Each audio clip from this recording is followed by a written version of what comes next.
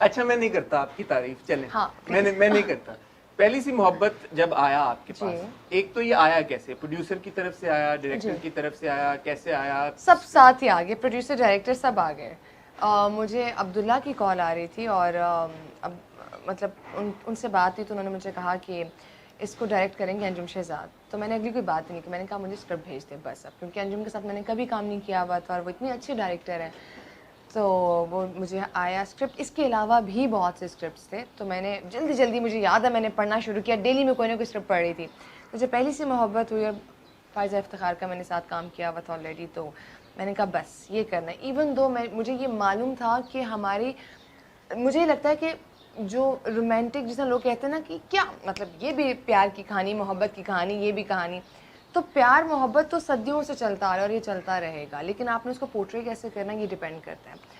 तो अंजुम पे मुझे ट्रस्ट था, फ़ायज़ा ने लिखा हुआ है और बहुत चीज़ें वो, मुझे लगता है कि हमारा पेशेंस बड़ा कम हो गया अब। हम लोग कहते हैं बस सेकंड एपिसोड में सब कुछ हो जाए, थर्ड एपिसोड में सब कुछ हो जाए, लेकिन अभी बहुत कुछ है, बहुत चीज़ें हैं और आहिस्ता आहिस्ता वो रिवील होंगी।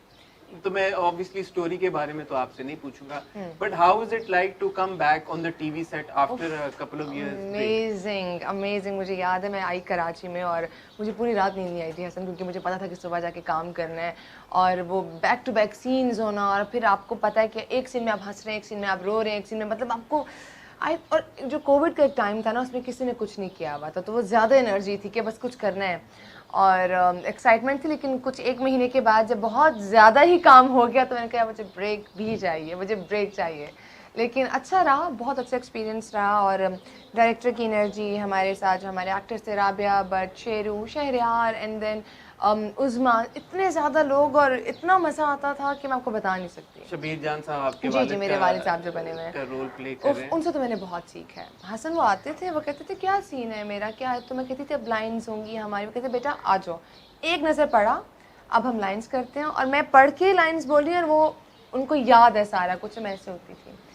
और मेरे पास पिक्चर्स हैं बाकायदा, जब उनका सीन हो रहा होता था तो मुझे अंजुम बिठाते थे और कहते थे कि हेडफोन्स लगाओ और देखो ये काम कैसे कर रहे हैं, और मैं और आबे ऐसे बैठ के देख रहे होते थे। कमाल के। तो शहरी के साथ आपने फिल्म करते ही ड्रामा साइन कर लिया, हाँ। वो एक थॉट क्या थी कि यार आप दोनों की तरफ से आई सपोज कोई कॉन्वर्सेशन तो हुई होगी ना, अभी हमने फिल्म की, अब हम ड्रामे में साथ आ जाएं, आए नहीं आए, करें नहीं हाँ, करें? ये तो हुई थी, ये तो मतलब हमने प्लान नहीं कभी किया था कि हम एक साथ, क्योंकि पर लव के बाद हमें फिल्म साथ में हुई थी, बहुत सारी ऑफर्स हुई थी, तो हम लोग यही सोच रहे होते थे करें ना करें, थोड़ा ब्रेक ले लें कि मतलब कुछ और लोगों के साथ काम करें। उसके बाद कोविड का टाइम आया, फिर उसके बाद हमें ड्रामाज, मुझे 4 ड्रामे जो थे वो शहरयार के साथ आए थे। मैं कहती थी शहरयार मतलब ये क्या हो रहा है। तो आई थिंक लोगों को केमिस्ट्री हमारी अच्छी लगती है ऑन स्क्रीन और उनको लगता है कि हम कुछ अच्छा करते हैं साथ में। इस वाले प्रोजेक्ट के बारे में हम दोनों ने दूसरे से बात नहीं की थी, हम दोनों को लगा था हम नहीं करेंगे, और मैंने हाँ कर दी और शहरयार ने ऑलरेडी हाँ की हुई थी, उन्होंने कहा कि हाँ शहरयार तो मान गए। Shahryar thought you won't do it and you thought Shahryar won't नहीं करेंगे, हाँ। And both of you actually wanted to do it. मतलब हमें लगा हम थोड़ा गैप के बात करेंगे, और क्योंकि इतनी ज़्यादा हमें आ रहे थे तो हमने कहा मना कर देते हैं कोई, तो हमें लगा कि अब ये वाला तो नहीं करेंगे। तो मुझे नहीं पता था कि शहरयार ने हाँ कर दी, फिर उनको नहीं पता था मैं कर रही हूँ। तो जब कंफर्म हुई ये चीज़ तो मैंने कहा अच्छा शहरयार ये फाइनली हमें करना था, तो हमने कर लिया। समथिंग अबाउट योर कैरेक्टर रक्षी, मैं उस दिन आपसे जब बात कर रहा था ऑफ कैमरा, हमारी बात हुई, आई सेड यार ये रोती है विच इज अंडरस्टैंडेबल, बिकॉज आमना ने भी रिव्यू में हमारे बात की कि उसका बैकग्राउंड ऐसा, बैक स्टोरी ऐसी है, mother passed away at a young age, अब बाप जो है दूसरी शादी करके ले आया और एक उसी की ऑलमोस्ट उम्र की लड़की को उससे शादी करके ले आया, तो it's understandable, but then sometimes it feels कि यार वो ज्यादा ही रो रही है। तो आप उसके कैरेक्टर की कुछ एक्सप्लेनेशन हमें देना चाहेंगे कि क्या वजह कि वो इतनी ओवरली इमोशनल है? ये देखें, अभी आपने बोला कि उसकी जो मदर की डेथ हो गई थी, मे बी समटाइम्स ऐसा होता है कि मैं खुद, माया बहुत ओवर सेंसिटिव है और कुछ चीज़ें आप बहुत जल्दी महसूस कर लेते हैं। जब आप सेंसिटिव होते हैं ना तो आपको हर चीज़ आपके दिल पे लग रही होती है, और जो दिल के साफ़ होते हैं, रक्षी का भी यही है।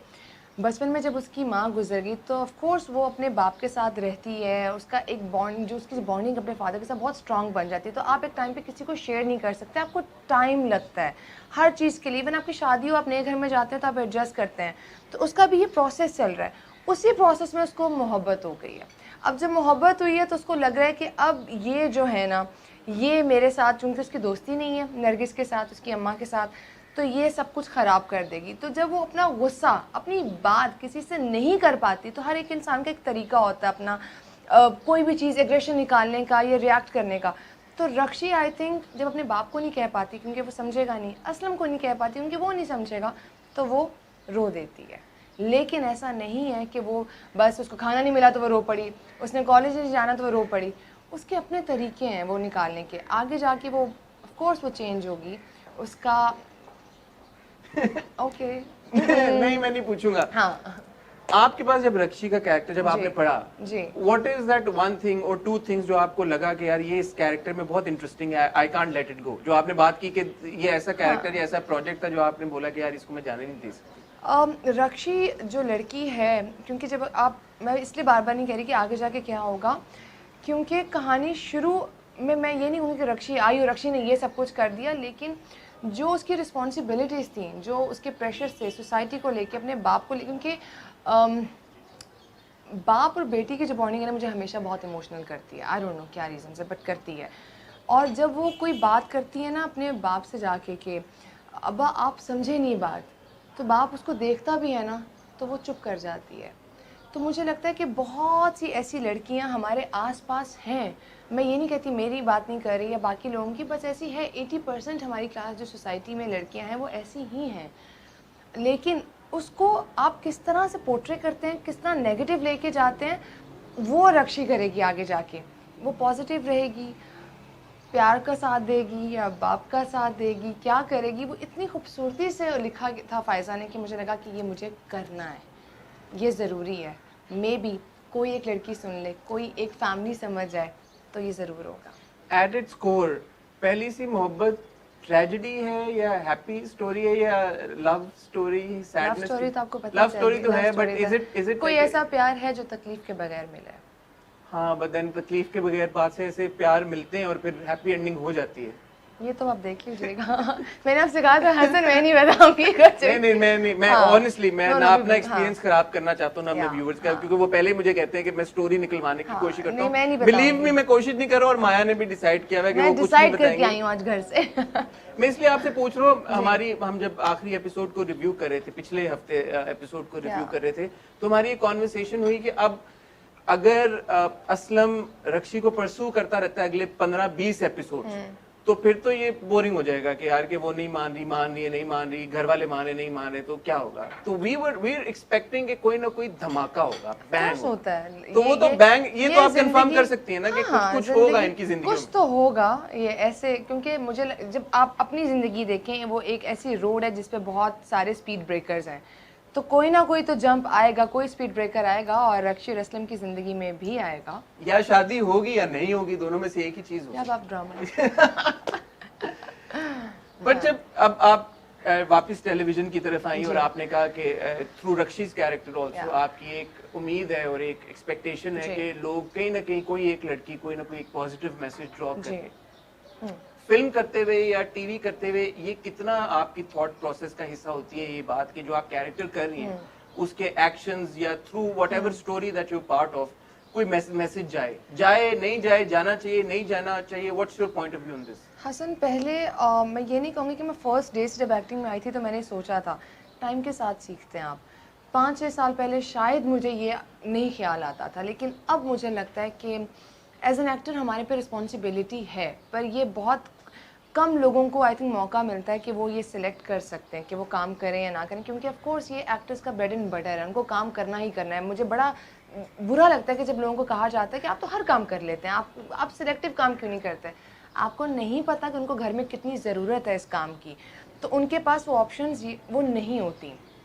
तो जब मेरे पास कोई चीज़ आती है तो ऑफ कोर्स कभी होता है कि अच्छा मुझे करना पड़ता है, कभी होता है कि नहीं मुझे नहीं करना। तो अब मुझे ये टाइम है शायद ये वाला कि अब मुझे लगता है कि नहीं, ये मैसेज गलत जाएगा, ये मैसेज पॉजिटिव जाना चाहिए। इवन दो जो नेगेटिव कैरेक्टर्स हैं वो भी एंड पे कुछ ना कुछ पॉजिटिव नोट छोड़ के जाते हैं। उसका मतलब ये नहीं कि वो उस नेगेटिव कैरेक्टर प्ले कर रहा है तो ये तो बड़ा इसने बुरा काम किया है, पर आप उसका इम्पैक्ट देखें कि वो लास्ट में कहना क्या चाहता है अपनी एक्टिंग से।